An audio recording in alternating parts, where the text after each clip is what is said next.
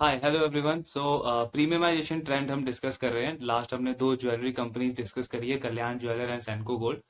तो उसी ट्रेंड को कंटिन्यू रखेंगे एंड आज हम बेसिकली इथॉस लिमिटेड इस कंपनी के ऊपर डिस्कशन करेंगे। सो ऑब्वियसली थर्ड क्वार्टर के रिजल्ट इन्होंने अनाउंस किए हैं, सो रिजल्ट एनालिसिस करेंगे, बट उससे पहले बिजनेस मॉडल की ये कंपनी करती क्या है। सो इथॉस का काफी डिटेल में बिजनेस मॉडल एनालिसिस मैंने कवर किया हुआ है ऑलरेडी, तो उसका लिंक जो है वो इस वीडियो के डिस्क्रिप्शन में मिल जाएगा आपको। इन ब्रीफ अगर हम समझे तो इथॉस बेसिकली जो प्रीमियम लग्जरी वॉचेस हैं उनकी रिटेलिंग करता है इंडिया में। सो ये सिंपल सा बिजनेस मॉडल है इस कंपनी का। बट सबसे इंटरेस्टिंग पार्ट है इस कंपनी का कॉम्पिटिटिव एडवांटेज। बिकॉज इथॉस का अगर आप कॉम्पिटिटिव एडवांटेज देखोगे तो वो पर्सनली काफी स्ट्रांग लगता है मुझे एंड अट्रैक्टिव भी है। क्योंकि इस कंपनी की जो प्रोमोटर है KTDL, Kamala dials and devices limited. So ये जो इनकी प्रोमोटर कंपनी है, इन्होंने 1981 में वॉचेस के जो डायल होते हैं उसका एक्सपोर्ट बिजनेस इन्होंने स्टार्ट किया था 1981 में। सो वहां से इस कंपनी का जो ग्लोबली जो वॉचेस कंपनीज हैं, बड़ी बड़ी कंपनीज हैं, लग्जरी वॉचेस की कंपनीज जो हैं, उनके साथ में एक अच्छा रिलेशनशिप डेवलप होना स्टार्ट हुआ। देन वहां पे इनको जो वॉचेस की जो मार्केट है, लग्जरी और प्रीमियम वॉचेस की जो मार्केट है, उसका काफी अच्छा इंसाइट होना मिलना इनको स्टार्ट हुआ। और 20-25 साल का पूरा इन्होंने एक्सपीरियंस वहां से गैदर करके 2007 में जो इथोस लिमिटेड कंपनी है इसको इसको स्टार्ट किया इन्होंने 2007 के अंदर। अब इनके पास सबसे बड़ा एडवांटेज क्या था कि एक तो इनका ऑलरेडी इतनी बड़ी बड़ी कंपनीज के साथ में 20-25 साल का रिलेशनशिप था। अ, ये जो मार्केट है पूरी की पूरी लग्जरी वॉचेस की ग्लोबली किस तरीके से काम करती है उसकी बहुत अच्छी इंसाइट थी, बहुत अच्छा नॉलेज था, एक्सपीरियंस था। देन मल्टीपल साइकिल्स इन्होंने देख रखे थे 20-25 साल के अंदर कि किस तरीके की अलग अलग साइकिल्स होते हैं, किस तरीके के कस्टमर सेगमेंट होते हैं, कैसे कस्टमर बिहेवियर चेंज होता है, कौन कौन सी टेक्नोलॉजी के अकॉर्डिंग कैसे कस्टमर्स को टारगेट किया जाए। सो ये सारी चीजें इन्हें बहुत अच्छे से एक्सपीरियंस थी ऑलरेडी। नाउ सबसे बड़ा चैलेंज क्या है इस इंडस्ट्री में कि आज के टाइम पे अगर किसी नए प्लेयर को एंटर करना है इथॉस के कॉम्पिटिटर को, सो उसके उसको उसके लिए सबसे बड़ा चैलेंज ये रहेगा कि पहले उन्हें इतनी सारी कंपनीज के साथ में टाई अप करना पड़ेगा, देन उन्हें ऑन बोर्ड करना पड़ेगा, उनके प्रोडक्ट्स की रिटेलिंग स्टार्ट करनी पड़ेगी इंडिया में। सो आई एम नॉट सेइंग कि ये इम्पॉसिबल है, बट यस इसको पूरा रेप्लीकेट कर पाना बहुत बहुत ज्यादा डिफिकल्ट है, बहुत ज्यादा चैलेंजिंग है। सो ये एक बहुत अच्छा एडवांटेज है इथॉस लिमिटेड के पास में। तो ये ओवरऑल इनका बिजनेस मॉडल है। अब अगर हम ग्रोथ प्रोस्पेक्ट्स की बात करें थी कि क्या ग्रोथ प्रोस्पेक्ट्स है इस इंडस्ट्री का, तो सबसे पहले हम बात करें इस पूरे मार्केट की कि ये जो लग्जरी वॉचेस का जो मार्केट है, इसका अगर आप टोटल साइज देखोगे तो 6,000 करोड़ का ये टोटल मार्केट है आज के टाइम पे। एंड इसमें 80% जो मार्केट शेयर है वो ऑर्गेनाइज प्लेयर्स के पास में, 20% जो मार्केट शेयर है वो अनऑर्गेनाइज प्लेयर्स के पास में। बिकॉज ऑब्वियसली लग्जरी वॉचेस हैं तो अनऑर्गेनाइज प्लेयर्स के पास जो मार्केट शेयर है वो कम ही रहेगा, वैसी स्केलेबिलिटी वैसा ब्रांड उनके पास होना बहुत ज्यादा डिफिकल्ट है। तो एक तो ये चीज है। और इस 80% जो मार्केट शेयर अनऑर्गेनाइज प्लेयर्स के पास में है, इसमें 16% मार्केट शेयर इथोस लिमिटेड के पास में है। नाउ इथोस का जो साइज है कंपनी का मार्केट कैप, वो सिर्फ 5,000 करोड़ है। तो हमको इससे ये समझ आता है कि कंपनी का बेस तो बहुत छोटा है, सिर्फ 5,000 करोड़ की कंपनी है, लेकिन इतने बड़े मार्केट में इस कंपनी का 16% का मार्केट शेयर है। तो ये चीज हमें शो करती है कि इंडिया में बहुत ज्यादा कॉम्पिटिटर्स नहीं है, यानी कि बहुत ज्यादा ऐसी कंपनीज नहीं है जो इथोस को बहुत अच्छे से compete कर पाए इस कंपनी के बिजनेस मॉडल के साथ में। एंड ऑब्वियसली क्योंकि वो 20% मार्केट शेयर आपका अनऑर्गेनाइज प्लेयर्स के पास है, सो विद टाइम वो भी मार्केट शेयर शिफ्ट होगा ऑर्गेनाइज प्लेयर्स के पास में। तो हमें मार्केट की ग्रोथ क्या है ये यहाँ से समझ आती है। दूसरा, अगर आप जो इनके टारगेट कस्टमर्स हैं, इनके टारगेट कस्टमर्स कौन है? HNI। बिकॉज ऑब्वियसली वही HNIs, अल्ट्रा HNIs हैं जो इस तरीके के प्रीमियम एंड लग्जरी प्रोडक्ट्स को बाय करते हैं। सो इंडिया में वी ऑल नो कि नंबर ऑफ HNIs जो हैं वो पिछले 4-5 साल में हाई डबल डिजिट से ग्रो हुए हैं। एंड हमने आनंद राठी के एनालिसिस में भी ये डिस्कस किया हुआ है कि अगले 5-7 साल 10 साल तक के लिए नंबर ऑफ HNIs इंडिया में 15-16% की रेट से ग्रो करने की एक्सपेक्टेशन है। सो यानी कि जो इनका टारगेट कस्टमर है वही हर साल 15% से ग्रो होता जाएगा, टारगेट कस्टमर का साइज बढ़ता जाएगा।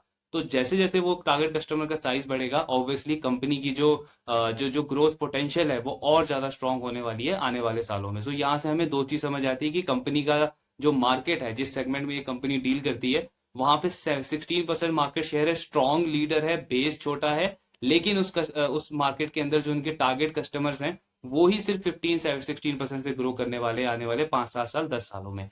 दूसरा, अगर हम मार्केट की भी बात करें, ये जो प्रीमियम लग्जरी वॉच मार्केट है, इसकी ग्रोथ एक्सपेक्टेड है 12 to 13%, 13-14% का ग्रोथ एक्सपेक्टेड है। इसमें मैनेजमेंट ने क्या रैशनल दिया है कि 2003-4 में चाइना के अंदर जो जो ऑर्गेनाइज जो प्रीमियम रिटेल लग्जरी जो कंपनीज होती थी, वो पूरी इंडस्ट्री 2004 से लेकर के 2014 तक 15-14% पे ग्रो करी है। सो वही सेम स्टोरी, मैनेजमेंट का ऐसा कहना है, वही सेम स्टोरी अभी इंडिया में प्ले हो रही है। बिकॉज इंडिया में हम अभी क्या चीजें सुन रहे हैं, सबसे इंपॉर्टेंट यही सुन रहे हैं कि यहाँ पे प्रीमियमाइजेशन चल रहा है, पर कैपिटा इनकम इंडिया की बढ़ रही है, इमर्जिंग इकोनॉमी है हमारी, और अगले 10-20 साल में ये एक डेवलप इकोनॉमी बढ़ने की तरफ आगे प्रोग्रेस कर रहा है। ये सारी चीजें इंडिया के फेवर में जा रही है। नंबर ऑफ एच इंडिया के बढ़ रहे हैं, जैसे जैसे नंबर ऑफ एच बढ़ेंगे, वैसे वैसे जो ऐसे बिजनेसेस हैं प्रीमियम लग्जरी प्रोडक्ट्स को सेल करने वाले, उनकी ग्रोथ बढ़ेगी। यही मैनेजमेंट का मेन रैशनल है कि पूरी इंडस्ट्री की जो ग्रोथ है वो अगले 10 साल के लिए बहुत इजीली 14-15% के बीच में रहने वाली है। टारगेट कस्टमर 14-15% से ग्रो होने वाला है। मार्केट शेयर कंपनी का धीरे धीरे बढ़ने वाला है। ऑलरेडी एक बहुत अच्छा कॉम्पिटिटिव एडवांटेज इस कंपनी के पास में है। तो हमें क्लियर समझ आता है कि इस कंपनी के पास में एक बहुत अच्छा एडवांटेज है, बिजनेस मॉडल बहुत सिंपल है और बहुत अच्छा है, एंड ग्रोथ पोटेंशियल बहुत अच्छा है इस कंपनी का। ये सारी चीजें हमें यहाँ से समझ आती है।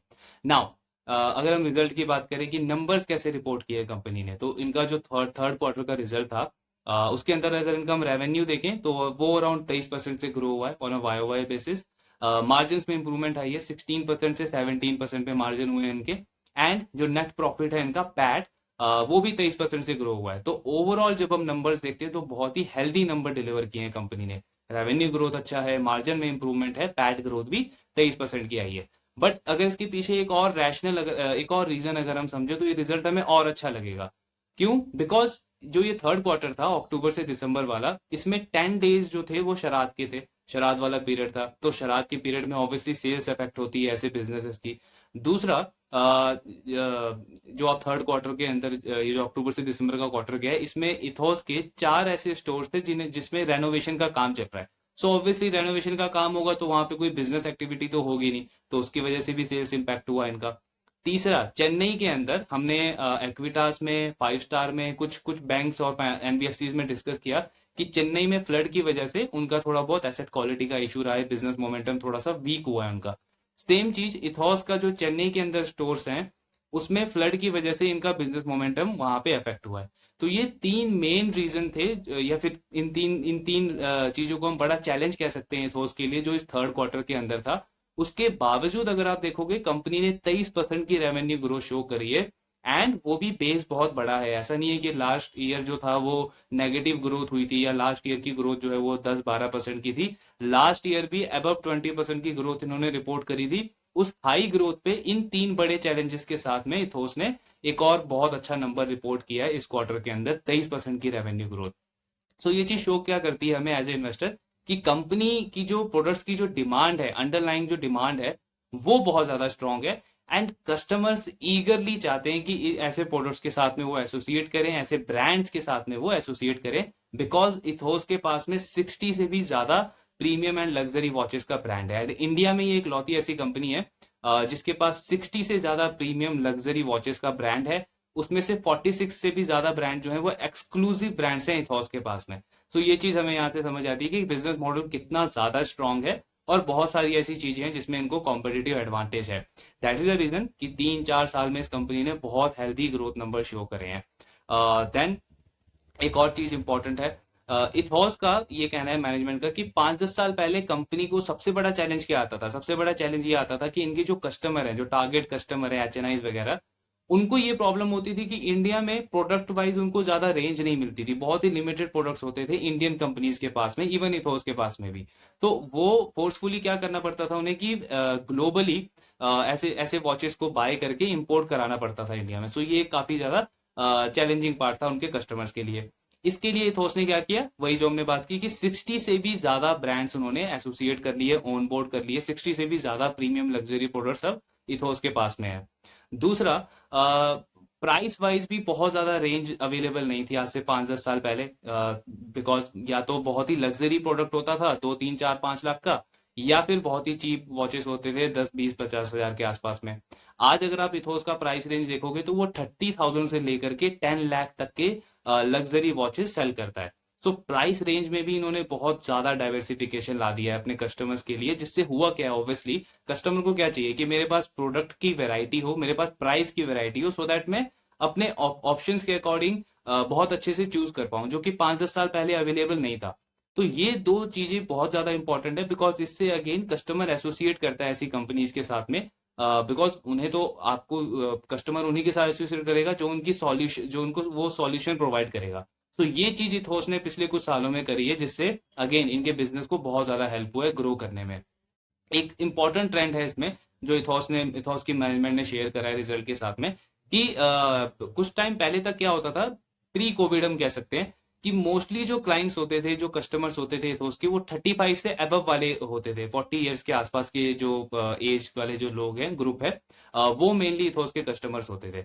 बट अब क्या होना स्टार्ट हुआ है कोविड के बाद स्पेशली, कि जो 35 से बिलो वाले भी जो हैं, वो भी लग्जरी वॉचेस में काफी ज्यादा इंटरेस्ट रखना उन्होंने स्टार्ट करा है, एंड वो भी चाहते हैं कि इस तरीके के प्रोडक्ट को वो बाय करें, बिकॉज स्मार्ट वॉचेस में क्या है कि आप आज लोगे, कुछ टाइम बाद टेक्नोलॉजी चेंज हो जाएगी, तो आपको वो टेक्नोलॉजी के साथ में चेंज करना पड़ेगा, जैसे मोबाइल्स वगैरह के साथ में होता है। बट ये जो लग्जरी वॉच सेगमेंट है, इसमें जो यंगर जनरेशन है बिलो 35 ईयर्स एज, उन्हें ये अब नॉलेज होनी स्टार्ट हुई है with the help of social media, कि ये जो वॉचेस है, इसको आप एक बार अगर आप लेते हो तो 5-10 ईयर्स तक आप इसको यूज कर सकते हो, एंड सेकंड थिंग, आप उसको अपनी नेक्स्ट जनरेशन को पास आउट कर सकते हो। सो ये दो पर्पज फुलफिल करता है, जो कि बाकी वॉचेस फुलफिल नहीं करते कंज्यूमर के लिए। तो यहां से भी डिमांड आनी स्टार्ट हुई है।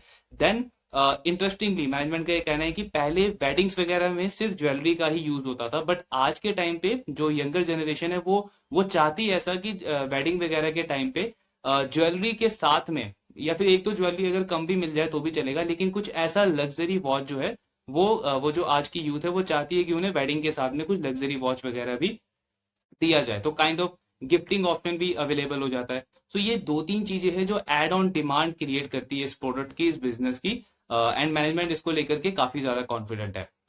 इसके अलावा अगर एक और चीज डिस्कस करें कि आई मीन जो प्रीमियम लग्जरी वॉचेस हैं या ऐसे जो प्रोडक्ट्स होते हैं, उनकी ज्यादातर डिमांड यूजुअली हम कहाँ देखते हैं, मेट्रो सिटीज में या टीयर 1 सिटीज में।